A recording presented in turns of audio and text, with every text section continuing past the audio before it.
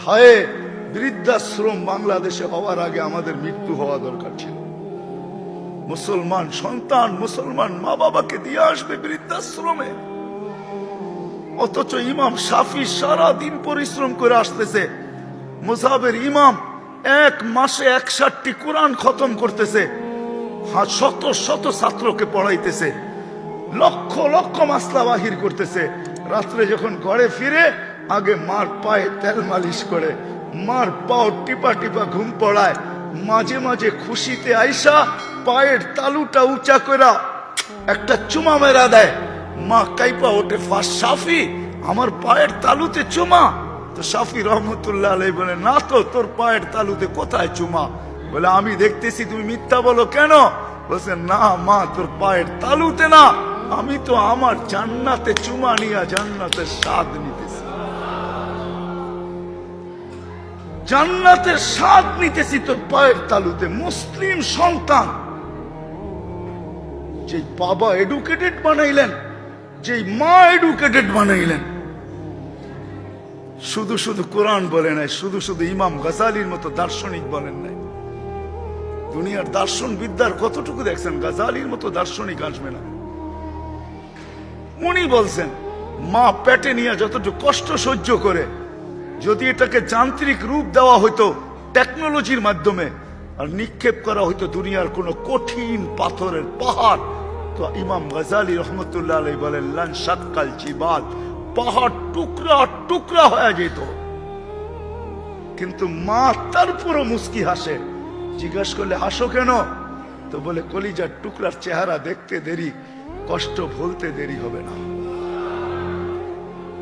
আর এটা মার ভিতরে আসলো তো আসলো কি করে?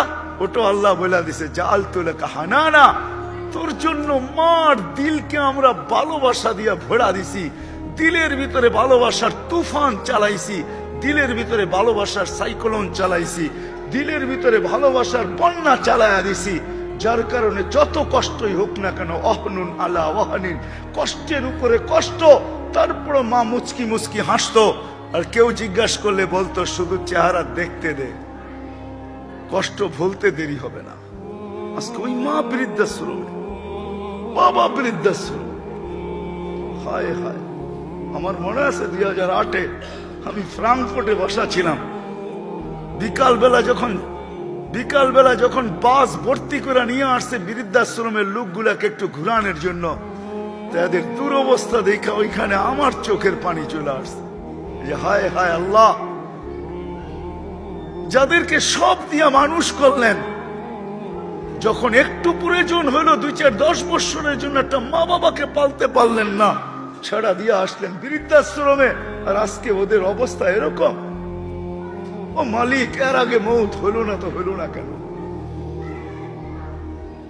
যেটা বুঝাইতেছিলাম মেরে দোস্ত, আসেন, বাস্তবিক সত্য এটাই।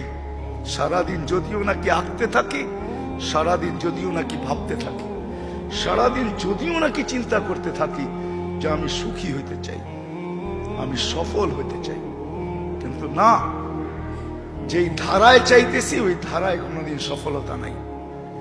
এই জন্য আল্লাহ বলছেন, সবার জন্য আমি সুখের পরিবেশ নির্ধারণ করছি। ও মানুষ, তুই এই ছোট জীবনটায় সুখী থাকবি, এটা আমিও চাই। এর জন্য তোর জন্য আমি দিনের পরিবেশ নির্ধারণ করছি। ইন্নাল্লাহ আস্তাফা লাকুমুদ্দিন, মানুষ তোর জন্য দিনের পরিবেশ। আর ওই দিন নিয়েই মুহাম্মদুর রাসূলুল্লাহ দুনিয়াতে আসছেন সাল্লাল্লাহু আলাইহি ওয়াসাল্লাম।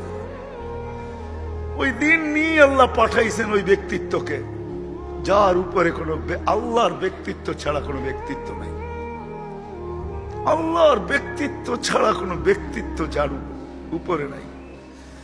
দুজাহানের বাদশাহ যিনি, মুহাম্মদুর রাসূলুল্লাহ সাল্লাল্লাহু আলাইহি ওয়াসাল্লাম, ওই দিন নিয়ে আসছেন মানুষকে সুখী বানানোর জন্য। আপনি হয়তো প্রশ্ন করবেন, সাহাবাদের গায়ে তো কাপড় ছিল না, পায়ে জুতা ছিল না, মাথা গোচার ঠাই ছিল না, পেটে ভাত ছিল না। আমি আপনার সাথে একমত, কিন্তু আপনি আমাকে দুনিয়ার কোন লেখকের লেখা দেখান, চাই মুসলিম হোক চাই নন মুসলিম হোক, কোন কলমিস্টের কলম দেখান যে সে এক কলম খোঁচা দিতে পারছে যে সাহাবা সুখী ছিল না। পারবেন দেখাইতে? হ্যাঁ পারবেন? সাহাবা সুখী ছিল না? সাহাবা সুখী, কিচ্ছু ছিল না, তারপরে সুখী ছিল, সুখী, সুখে ভরা ছিল। কেননা সুখের মূল মন্ত্র এখানে ছিল। আমাদের কাছে সুখের মূল মন্ত্র নাই। সুখের মূল মন্ত্রই ছিল, হয় পাওয়ার জন্য কোনো চাহিদা কারো জীবনে থাকবে না, কারো কাছে পাওয়ার জন্য না স্বামীর থাকবে স্ত্রীর কাছে, না স্ত্রীর থাকবে স্বামীর কাছে, না সন্তানের থাকবে মা বাবার কাছে, না মা বাবার থাকবে সন্তানের কাছে।